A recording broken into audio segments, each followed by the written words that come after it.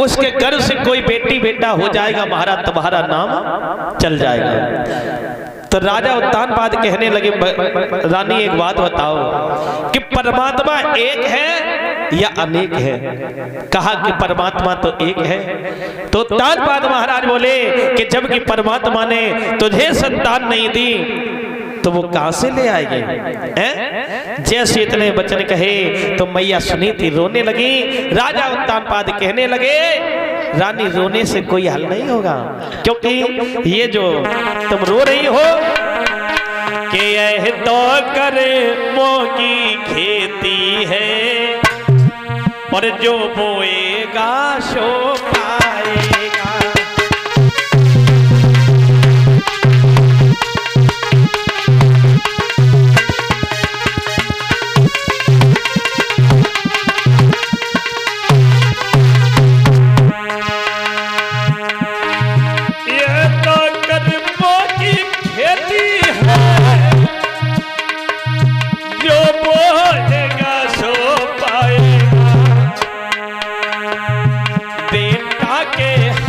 बढ़ाने से बेटा कभी काम न आएगा।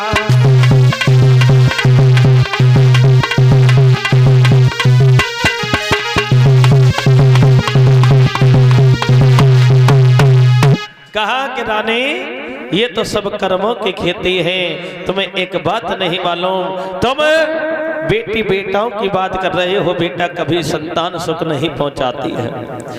तो मैया सुनीति के ज्यादा कहने से कहा कि महाराज दूसरा विवाह कर लो। तो आज महाराज उत्तानपाद मजबूर हो गए, उन्होंने दूसरा विवाह किया। यानी बड़ी रानी है सुनीति और छोटी जो रानी है जिसके साथ में विवाह किया परीक्षित महाराज, उसका नाम है सुरुचि। जब विवाह होकर के आया और डोला पास में आया और आने के बाद में एकदम से मैया सुनीति ने सुना तो अपनी बांधी को भेजा कि जाओ जाकर के मुझे ये लग रहा है कि मेरे महाराज दूसरी शादी कर लाए हैं, जाओ मेरी बहन को उतार लाओ डोले पे से। आज मेरी मैया जैसे गए हैं तो बांदी ने कहा कि बहन आओ उतरो, तुम्हारी बड़ी बहन महलों में बुला रही है। अब जैसे बड़ी बहन का नाम सुना एकदम से आग बबूला हो गई। बाजी भाई, अरे इस महल में मेरी सौतवी है। अब देखो कितनी दुष्टन है, अगर बड़ी रानी नहीं कहती तो ये शायद आती इसमें है, फिर भी कह रही है अरे इस घर में मेरी सौतवी है। आज राजा उत्तानपाद को बुलाया, कहा महाराज एक बात बताइएगा, जब एक तुम्हारे रानी थी तो मुझे क्यों लिवा करके आए हो? ऐसा करिएगा आप इस डोले को वापस कर दीजिए। मैया सुनीति ने सुना कि बहन नहीं आ रही है और अगर डोला वापस हो गया द्वार पे से तो राजा की बात है बड़ी बदनामी होगी, क्योंकि बदनामी का बड़ा डर रहता है। और डर क्या रहता है? देखो संसार में जीते हैं सिर्फ इज्जत की वजह से, महाराज इज्जत की वजह से तो जीते हैं, और अगर जब बदनामी हो जाती है तो संसार को मुख दिखाने के लिए नहीं रहते हैं। आज मैया सुनीति भागी, मजबूर होकर के सुरुचि के चरणों में गिर गई। बहन आओ, तुम घर में आओ, और रोकर के आंखों में आंसू भर करके बोली है, सुनो चलने दे। आओ बहन घरे को देखो, आओ बहन घरे को देखो, और मेरा तो एक सहारा है।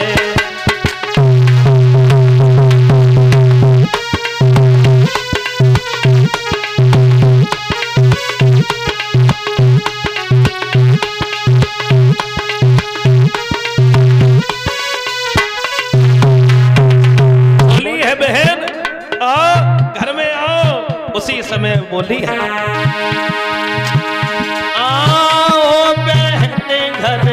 को देखो, मेरा तो एक सहारा है। मैं रानी नहीं टहलूनी हूँ,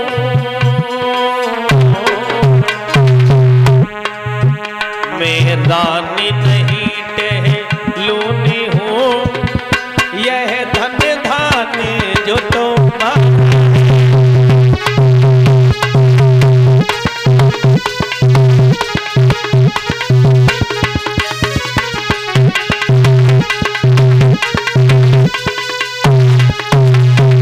कहा कि रानी चलो तुम आओ, और अगर डोला वापस हो गया तो बड़ी बदनामी होगी। मेरी मैयाओं जैसे इतने वचन कहे और कहने के बाद में तो मैया सुनीति से उस दुष्टिन सुरची ने 3 शर्त रखी।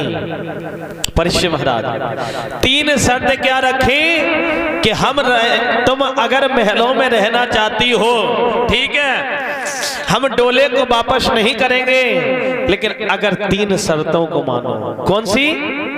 पहली शर्त कि तुम राजसी वस्त्र नहीं पहनोगे। अब देखो मैयाओ, सब समय तो है, समय के आगे किसी की पेश नहीं जाते। क्योंकि मेरी मैयाओ पहली शर्त कि राजसी वस्त्र नहीं पहनोगी, और दूसरी कि बाग के कागा उड़ाओगी। तीसरी शर्त कि मेरे घर की मर्यादा रहे, मर्यादा उल्लंघन नहीं हो, और राजसी वस्त्र नहीं पहनोगी। ये 3 शर्त मंजूर करवाई। तब वो सुनीति घर में, सुरुचि घर में प्रवेश हुई है।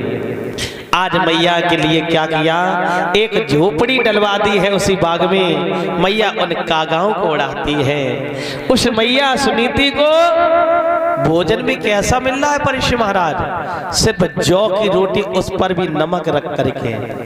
लेकिन महाराज उत्तानपाद को नहीं मालूम कि मेरी रानी कैसा भोजन कर रही है, क्योंकि महाराज तो सुबह निकल जाते हैं कचहरी में, कचहरी से शाम को आते हैं महलों में, उनको नहीं मालूम।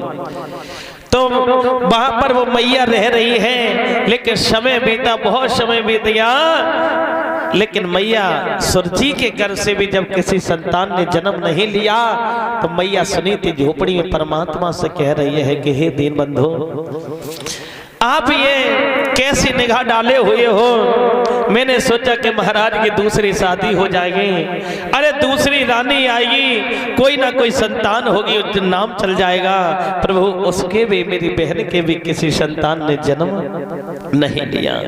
आज मैया ने सोचा अरे दुनिया के ताने सुनने से अच्छा क्यों ना चल करके अपने प्राणों को दे देना चाहिए। आज वो मैया जो सुनीति है आधी रात के समय चली और आंखों में आंसू भर करके अपने स्वामी को याद कर रही है कि मोए आज याद कर रही है